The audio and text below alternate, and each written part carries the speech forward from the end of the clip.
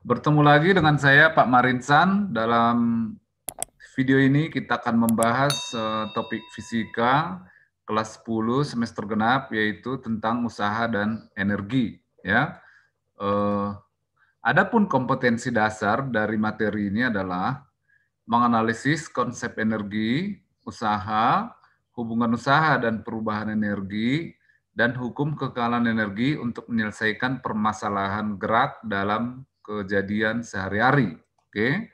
Dan indikatornya adalah menjelaskan konsep usaha oleh gaya tetap, ya, konsep usaha oleh gaya berubah, membedakan usaha oleh gaya konservatif dan tidak konservatif, menjelaskan konsep energi, menganalisis hubungan usaha dan energi kinetik, hubungan usaha dan energi potensial, dan menjelaskan hukum kalahan energi mekanik, dan menjelaskan konsep daya. Dan pada pertemuan kali ini, kita tidak membahas tentang hukum kalahan energi mekanik dan konsep daya. Itu akan kita bahas pada video berikutnya. Oke, nah, materi pokoknya adalah konsep usaha, energi kinetik, energi potensial, hubungan usaha dan energi kinetik, hubungan usaha dan energi potensial, dan yang keenam dan ketujuh ini akan kita bahas pada video berikutnya ya. Sedangkan persyaratan materinya adalah gaya yang sudah kita pelajari sebelumnya dan hukum Newton tentang gerak. Sekarang kita mulai usaha dan energi ya. Lihat. Ini seseorang mendorong mobil. Orang ini memberikan gaya sehingga mobilnya berpindah. Maka orang ini telah melakukan usaha kepada mobil. Kalau saja mobilnya tidak berpindah, maka usahanya sama dengan nol. Sama halnya dengan mendorong meja, ya, sama. Ketika mejanya diberi gaya dan mejanya berpindah searah dengan gaya yang diberikan, maka orang ini telah melakukan usaha terhadap meja. Atau orang ini menarik karet ketapel, ya, sehingga posisi ketapelnya berpindah, maka dia telah melakukan usaha kepada ketapel ini. Kalau ketapel ini dilepas, maka itu akan berubah menjadi sebuah energi, ya, maka bendanya akan terlempar, berubah menjadi energi kinetik. Nah, ini juga seperti itu. Kereta mainan ini, ya, di tempat mainan ini dari atas, ya, dari atas ada usaha yang dilakukan oleh gaya berat, ya, oleh gaya berat ke bawah sehingga dia bergerak dan akhirnya bergerak makin cepat. Jadi ini usaha yang dilakukan oleh gaya gravitasi, ya. Begitu juga dengan orang menarik gerobak, ya, gerobaknya berpindah setelah diberi gaya tarik, maka orang ini telah melakukan usaha kepada gerobak. Dan selanjutnya, ini barbel tadinya ada di lantai, terus diangkat oleh orang ini, diangkat dengan gaya ke arah atas dan benda ini berpindah ke atas, maka dia telah melakukan usaha untuk memindahkan benda dari bawah ke atas. Oke, itu usaha. Nah, konsep fisikanya adalah usaha bisa kita tuliskan, rumuskan sebagai perpindahan energi oleh gaya. Perpindahan energi.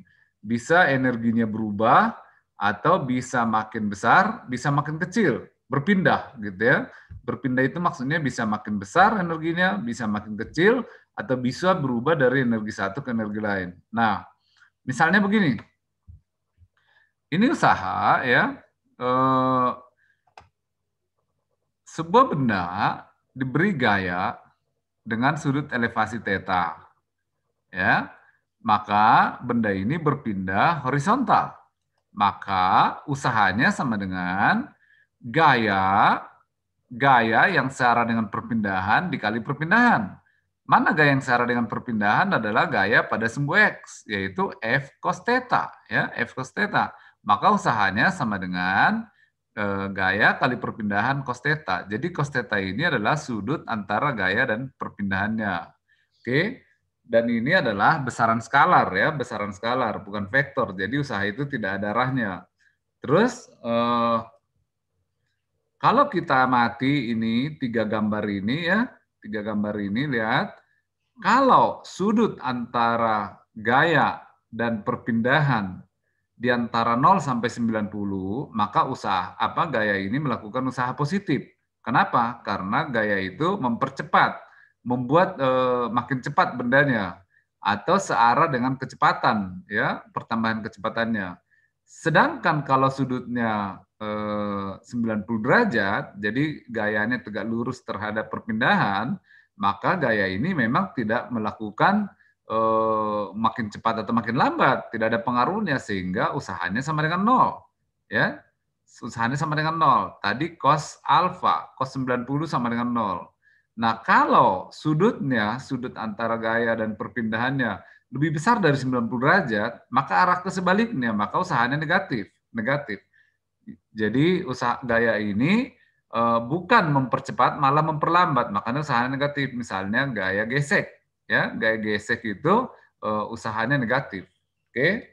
Nah, usaha juga dalam rumus-rumus usaha tidak memberikan informasi tentang waktu, ya, waktu yang diperlukan, karena tadi rumusnya F S per kali F kali delta S cos theta. Tapi kalau S-nya kita bongkar, bisa saja di situ ada perpindahan, ya. Kecepatan atau percepatan benda juga tidak ada di situ. Jadi usaha adalah 0 ketika tidak ada perpindahan. Itu jelas tadi, ya. Atau sudut antara gaya dan perpindahannya sama dengan 0. Oke. Nah, misalnya ini ember yang berisi benda atau air gitu, diberi gaya ke atas. Tapi embernya berpindah horizontal ke kanan. Maka tangan ini yang memberikan gaya besar ini tidak melakukan usaha terhadap ember ini. Kenapa? Karena perpindahannya tegak lurus terhadap gayanya. Loh, apa dong yang memindahkan ember ini? Bukan tangan yang memindahkannya. Memang dia menahan, tapi kaki yang memberikan gaya dorong sehingga benda ini berpindah ke kanan. Jadi di sini usaha yang diberikan tangan sama dengan 0. Bukan usaha yang diberikan orang, ya, diberikan tangan. Sedangkan kaki itu mendorong ke kanan. Jadi bukan tangan yang melakukan usaha, ya. Jadi ini adalah contoh di mana gayanya tegak lurus terhadap perpindahan. Oke. Ini rumus yang tadi, F cos theta kali delta X sama dengan usaha. Oke. Nah, besaran usaha adalah skalar, ya. Besarannya adalah joule dalam MKS atau erg dalam CGS. Erg itu adalah dine gayanya, perpindahannya cm. Oke. Nah, sedangkan pada grafiknya, kalau gayanya konstan, lihat nih gayanya konstan, maka usaha itu adalah perkalian antara gaya dengan perpindahan, sehingga luas dari grafik ini, luas bidang yang diarsir ini, itulah usahanya, yaitu F kali delta X. Fx, kenapa disebut Fx? Supaya gayanya searah dengan perpindahannya. Sedangkan kalau gayanya berubah besarnya, misalkan pada pegas tadi, pegas itu ketika diregangkan 0, gayanya 0. Makin diregangkan, gayanya makin besar. Jadi makin berpindah, dia gayanya makin besar. Jadi gayanya makin besar, sehingga usahanya adalah luas bidang yang diarsir ini. Berupa segitiga, ya. Kenapa? Karena gayanya tidak konstan, tapi berubah.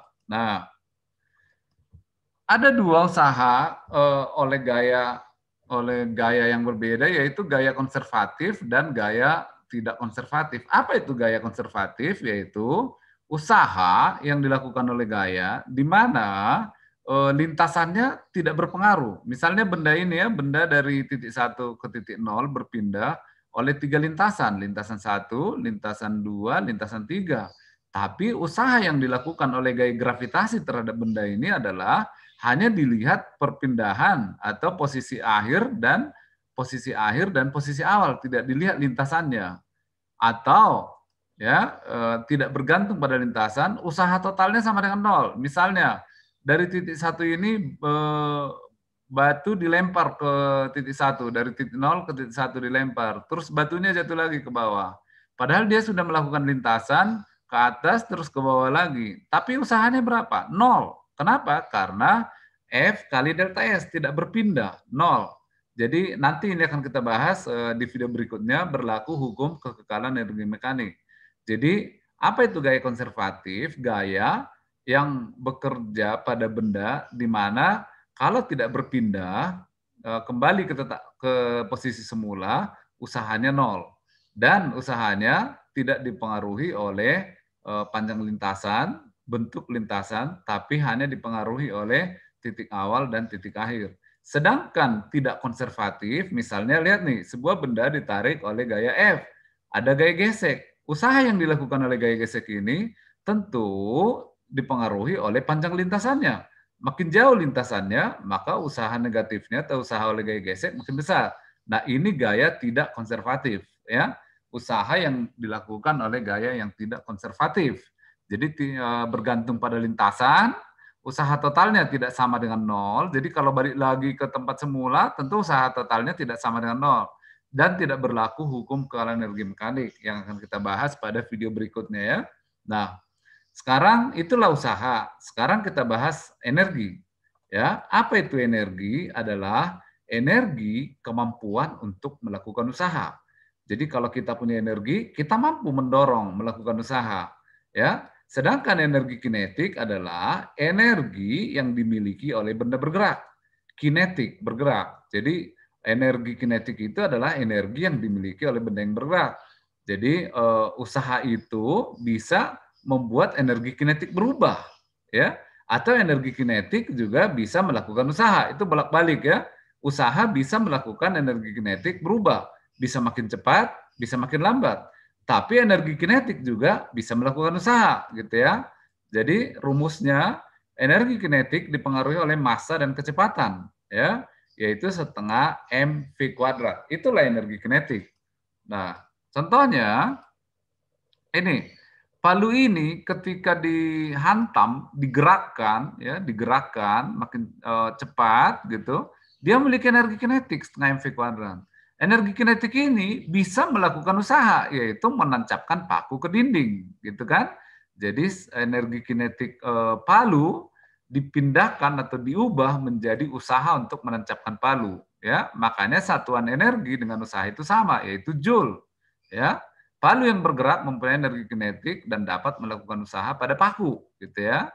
Nah, itu energi kinetik. Sedangkan energi potensial adalah potensi energi yang dimiliki benda akibat posisinya. Misalkan yang pertama ini adalah energi potensial gravitasi. Jadi makin tinggi benda ini, energi potensial gravitasinya makin besar, makin besar. Kenapa disebut energi potensial? Karena berpotensi untuk jatuh ke bawah, berpotensi untuk bergerak ke bawah, makin cepat, makin cepat, makin cepat, gitu. Itu energi potensial. Energi potensial gravitasi adalah energi yang dimiliki oleh benda yang ada di sekitar bumi atau di atas permukaan bumi. Dirumuskan energi potensial itu adalah massa kali gravitasi kali H. H ini adalah sebuah ketinggian di mana harus ada titik acuan. Ini di gambar ini titik acuannya lantai ya. Jadi di lantai ini acuannya jadi nol energi potensialnya di sini. Makin diangkat ke atas, makin dipindahkan, makin tinggi energi potensialnya makin besar. Nah, kalau kita lihat rumus ini, usaha sama dengan gaya kali perpindahan. Usaha sama dengan gaya itu kan massa kali G ya, gaya berat. H1 mg perpindahan kan H1 min H0. Ini H1 min H0 itu perpindahan dari sini ke sini. Gaya berat kali perpindahan. Perpindahannya adalah H1 min H0. Cos theta ya, cos 0, sudutnya 0. Kenapa? Karena arah gaya berat dengan perpindahannya sama.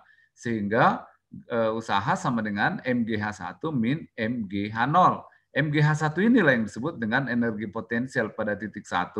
MGH0 ini adalah energi potensial pada titik 2. Selisih energi potensialnya itu berubah menjadi usaha, gitu ya. Jadi sekali lagi rumus energi potensial adalah massa kali gravitasi kali selisih ketinggian. Nah, ini energi potensial gravitasi ya. Energi potensial gravitasi adalah energi yang berkaitan dengan posisi relatif sebuah benda dalam ruang di dekat permukaan bumi. Benda berinteraksi dengan bumi melalui gaya gravitasi, ya. Oke. Nah, contohnya ini nih, sebuah benda jatuh dari ketinggian tertentu, menghantam paku, maka sama seperti palu tadi, Kalau palu tadi energi kinetik, ini energi potensial yang dimiliki benda ini jatuh ketika menumbuk paku berubah jadi energi kinetik, ya, berubah jadi energi kinetik, dan energi itu menghantam paku ini bisa masuk ke kayu ini. Jadi energi potensial berubah menjadi usaha untuk menancapkan paku, ya. Nah, energi potensial tadi tergantung titik acuan, ya. Tempat di mana energi potensial gravitasi bernilai 0 harus dipilih untuk setiap problem. Pemilihannya bebas karena perubahan energi potensial yang merupakan kuantitas penting, ya. Pilih tempat yang tepat untuk titik acuan. Biasanya permukaan bumi, tapi bisa juga tempat-tempat yang lain, misalnya permukaan meja atau titik-titik tertentu, ya. Misalnya ini lihat nih, ada 2-3 buku ini dengan titik acuan yang berbeda-beda. Yang pertama, titik acuannya di atas meja, ya. Jadi ketinggiannya dari buku ke atas meja. Yang kedua, titik acuannya lantai. Lantai ini lantai 3, ya. Lantai pada lantai 3. Maka H-nya adalah dari buku ke lantai. Sedangkan gambar yang ketiga ini titik acuannya lantai 1, ya, halaman. Maka H-nya adalah dari buku sampai halaman ini, ya. Jadi tergantung titik acuannya, sekalipun ketinggiannya sama, untuk titik acuan yang berbeda-beda, energi potensialnya berbeda. Tapi kalau titik acuannya sama, tentu energi potensialnya sama. Paham, ya? Nah, kita akan melanjutkan dengan energi potensial pegas. Ini pegas. Jadi pegas itu kalau kita tarik, tangan kita akan ditarik balik, ya.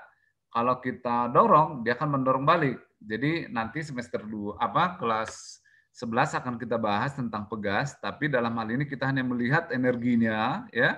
Jadi energi pegas itu dipengaruhi oleh kekerasan pegasnya yang terkenal dengan konstanta.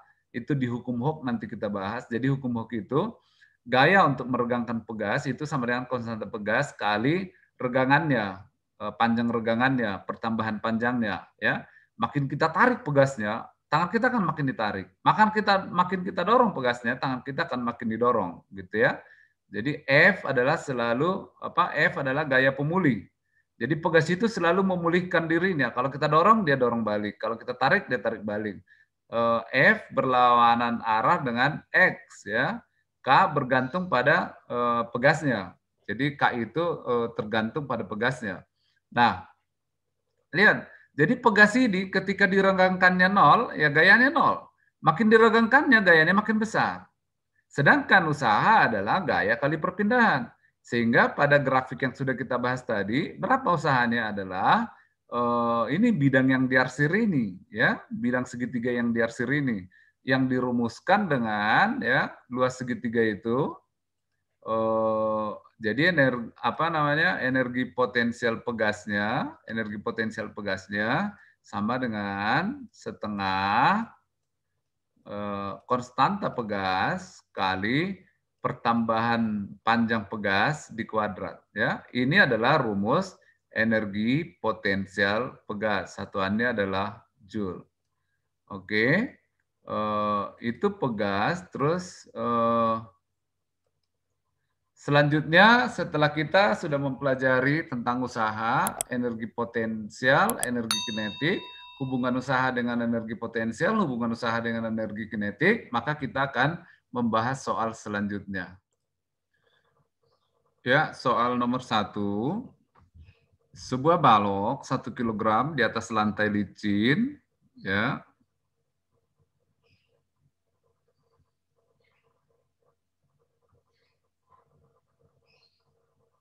Di atas lantai licin, diberi gaya 2 Newton, ya. 2 Newton. Terus bendanya berpindah sejauh 3 meter. Oke. Nah, berapa usaha yang dilakukan agar benda berpindah sejauh 3 meter? Maka usaha sama dengan, langsung aja ya, F cos theta, ya 0 ya, cos 0 derajat, kali S, yaitu 2, cos 0-nya 1 karena sejajar, kali 3 meter, jadi 6 joule. ya, 6 Joule. Itulah usaha yang dilakukan oleh gaya 2 Newton. Kita lanjutkan ke soal yang kedua. Ya.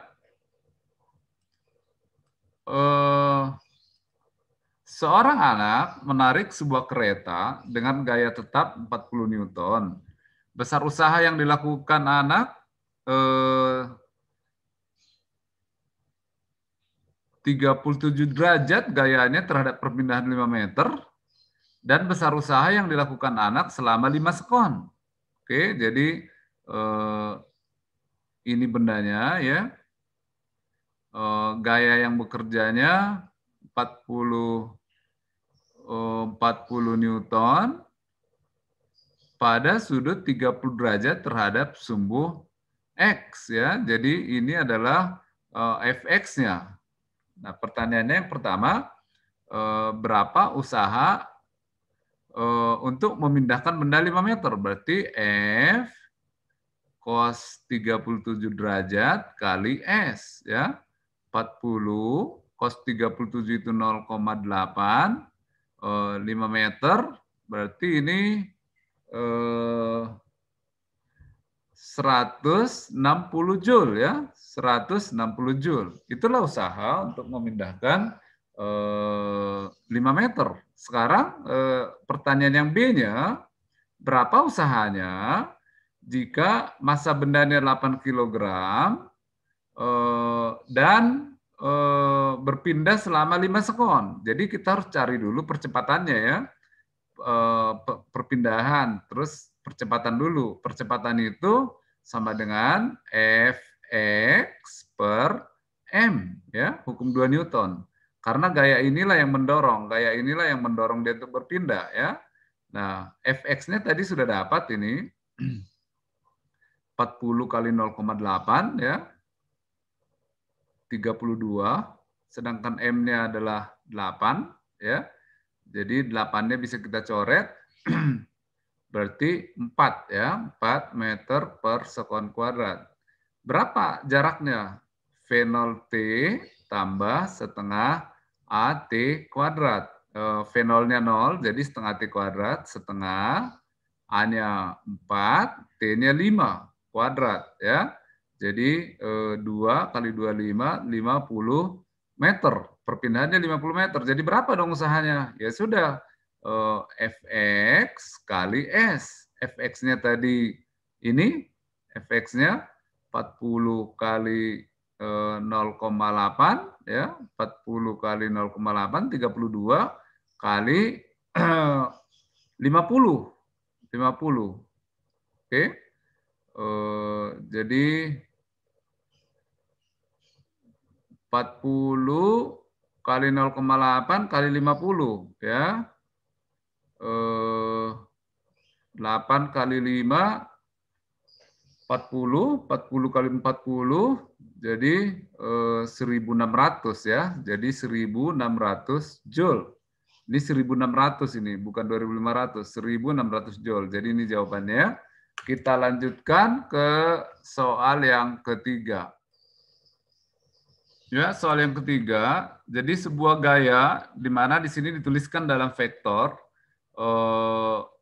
3I tambah 4J Newton melakukan usaha dengan titik tangkap berpindah. Berpindah menurut vektor juga 6I tambah 5J meter. Dan vektor I dan J berturut-turut adalah vektor satuan yang searah dengan sumbu X dan sumbu Y. Berapa usaha yang dilakukan oleh gaya? Ingat, usaha itu tadi adalah F kali delta S. Jadi kalau secara vektor ini F dot delta S. F-nya itu adalah 3I tambah 4J, ya. Sedangkan delta S-nya adalah 6I tambah 5J. Ingat, waktu kita belajar vektor, kalau dot itu berarti cos, ya, cos. Jadi kalau I kali J cos theta, I dengan J itu kan 90, cos 90 0. Jadi I kali J, J kali I udah pasti 0, jadi yang ada nilainya hanya I kali I, cos 0. I dengan I kan sudutnya 0. Jadi cos 0 sama dengan 1. Jadi 3 kali 6 ditambah 4 kali 5. Jadi ini 18 tambah 20. Hasilnya adalah 38 Joule. Ya. Vektor, dot vektor hasilnya skalar. Oke, itu soal yang ketiga. Kita lanjutkan ke soal yang keempat ya. Nah, soal yang keempat ini, dua buah balok masing-masing ditarik dengan gaya F1 dan F2, membentuk sudut masing-masing 30 derajat dan 37 derajat. Jika usaha yang dilakukan kedua gaya dan perpindahan kedua balok sama, tentukan perbandingan F1 banding F2. Jadi,